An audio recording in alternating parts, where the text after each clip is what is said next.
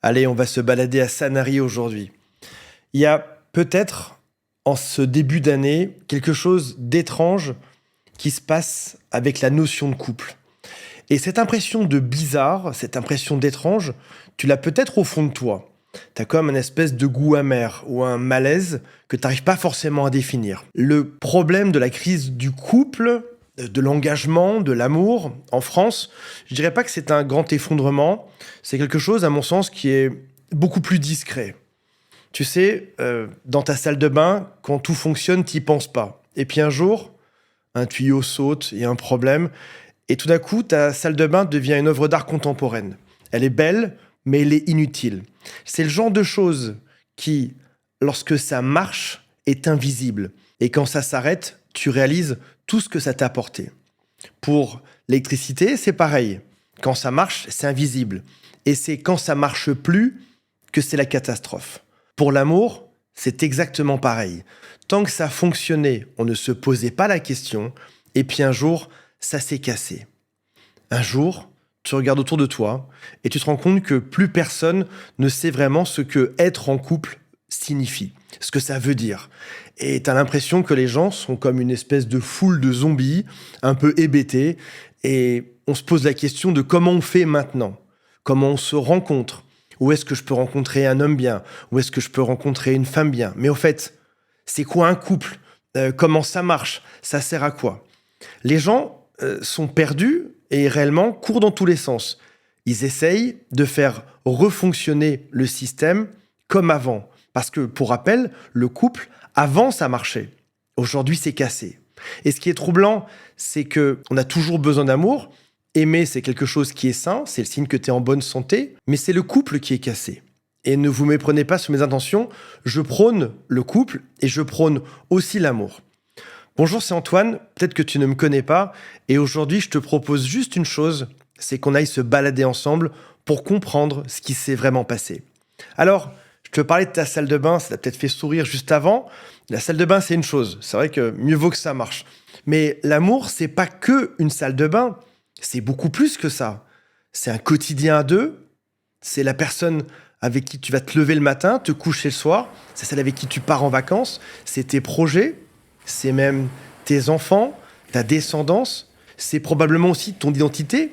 Je suis le mari de un tel, je suis la femme de cet homme, ou encore nous sommes une famille avec 3 enfants, ça fait 10 ans qu'on est mariés, et pendant longtemps, il n'y avait que 2 choses qui nous définissaient vraiment. Il y avait le couple et il y avait le travail. Et lorsque ces 2 piliers s'effondrent en même temps, la même année, c'est pas juste une crise amoureuse, c'est une crise identitaire. La vraie question, ce n'est pas pourquoi est-ce qu'on n'arrive plus à aimer. La vraie question, la première question à laquelle il faut songer aujourd'hui, c'est qui on est lorsque le modèle de couple disparaît. Quelle est ton identité? Tu es peut-être juste une personne qui doit partir maintenant seule en vacances. Tu pars en van, mais tu n'as personne avec qui partager des beaux paysages. Alors, dans les magazines, on te vend que le couple, ça ne sert plus à rien. Mais toi, tu fais peut-être partie d'une poignée d'humains qui y croient encore. Peut-être que tu fais partie des derniers survivants.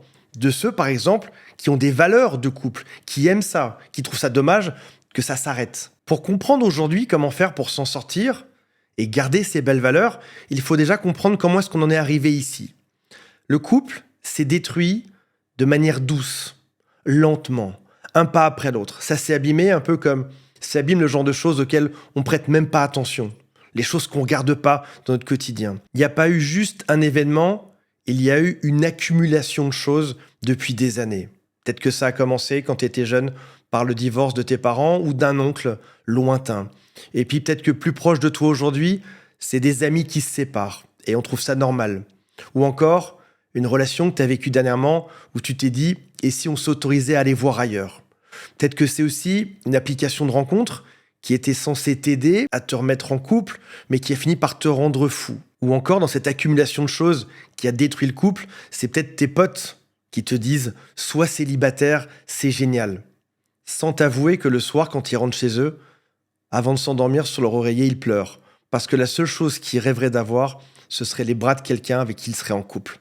Et le pire là-dedans, c'est que le couple s'est cassé et c'est devenu normal que ce soit cassé. Je te cite les chiffres de Wikipédia. Ils donnent les chiffres de divorce et par exemple, au Portugal, on divorce à 71%. Luxembourg, 66%. Espagne, Danemark, Finlande, Belgique, à peu près 54 à 57%. Et la France est dedans également avec le joli score de 54% de divorce. Et ces chiffres-là, c'est les chiffres de ceux qui se sont mariés. C'est-à-dire en gros, les couples qui étaient les plus sûrs d'eux, ceux qui ont mis le plus d'argent, ceux qui étaient le plus motivés, ceux qui pensaient au moment de passer devant le curé que eux ne divorceraient pas, c'est les autres qui allaient divorcer. Si ces couples-là divorcent à plus de 50%, imagine ceux qui sont dans une relation qui est sans mariage. Le taux de rupture, c'est quoi? C'est de 80, 90%, 97%. Il y a eu, à un moment donné, un vrai basculement. On a perdu le réflexe d'y croire vraiment. En réalité, c'est même pire que ça. C'est que on continue à être ensemble, on se met toujours en couple, mais en intégrant déjà le fait que ce sera temporaire. Et le problème, c'est pas que l'amour est disparu, encore une fois, parce que le besoin d'amour, il est toujours là, il est humain. Le problème, c'est que le couple, c'est-à-dire le cadre autour de l'amour qui permettait à l'amour de tenir, c'est lentement effrité, c'est lentement déglingué. Alors sont arrivés les experts, les influenceurs, les coachs en carton qui ont tenté de trouver des solutions. Ils ont commencé par te dire, si ça ne fonctionne pas, c'est parce qu'il faut mieux choisir son partenaire. Il faut en demander plus au couple. À partir d'aujourd'hui, à ton couple, tu vas demander bonheur, sécurité, désir, réparation des blessures, sens de la vie. C'est-à-dire que ton mec, ta femme, ne sera pas juste ton partenaire, ce sera aussi ton amant, ton meilleur ami, ton partenaire de voyage, ton coloc, ton philosophe, ton psychiatre. Et comme un pont qui serait surchargé, comme une infrastructure qui porterait trop de poids, ça a fini par céder. Alors, les experts ont dit, en fait non, c'est pas ça. C'est pas qu'il faut mieux choisir son partenaire, c'est qu'il faut te remettre toi en question. Communique mieux, fais des efforts, prends sur toi et une communication qui soit comme ceci et comme cela. Comme si on pouvait demander aux matelots du Titanic de faire des efforts pour pas que ça coule. En réalité, le destin était déjà programmé. Tu pouvais rien y changer. C'était pas de ta faute. Finalement, les experts ont dit « On a bien réfléchi. Non, non, c'est pas ça. C'est même pas ça du tout. En réalité, t'es une femme libérée. T'es un homme qui n'a besoin de personne. » Comme si c'était ça le fait de réussir sa vie. Comme si être libre, c'était être tout seul dans son van. Et au final, les experts, les psys, les coachs, les thérapeutes en PLS, qui n'avaient plus d'idées, ont fini par dire « On a bien réfléchi. Il ne veut pas s'engager. Le couple déconne. C'est sûrement un évitant. En fait, c'est pas du tout de ta faute. C'est l'autre qui est traumatisé. » La réalité, c'est que notre société est en fin de vie. C'est une extinction qu'on a provoquée tout seul. Les météorites auront tué les dinosaures et aujourd'hui, on n'a même plus besoin que ça vienne de l'espace pour nous détruire. L'être humain a réussi à détruire tout seul l'être humain. Avant, le couple, c'était une fierté, une équipe, une descendance, une vie. Aujourd'hui, t'annonces en soi que t'es en couple, ça impressionne personne. T'es célibataire, ce n'est pas du tout une anomalie. Une personne est instable, c'est complètement normal. Aujourd'hui, le couple ne dit plus qui tu es. Il ne donne plus ta valeur, ton identité. Il dit juste avec qui tu dors temporairement 3 soirs par semaine. Et la vraie question que les gens se posent, c'est au fait, je suis qui si je suis pas en couple? Et là, les gens paniquent. Parce que pendant des centaines d'années, pendant des millénaires, on a appris à exister à travers du lien qu'on avait avec l'autre. Et quand le couple disparaît, c'est pas juste une rupture, c'est un trou noir identitaire. Pendant longtemps, ta valeur venait de l'extérieur, le regard de l'autre, quand tu séduisais l'autre, quand tu étais en couple avec l'autre, le désir, l'histoire romantique, celle qu'on lit dans les livres, c'était le nous, c'était le ensemble, c'était pour toujours. Et puis un jour, cette histoire s'effondre. Et tu pourrais te dire, génial, il va me rester la liberté. Mais en réalité, non, il reste juste du vide. Un vide que personne ne nous a jamais appris à gérer.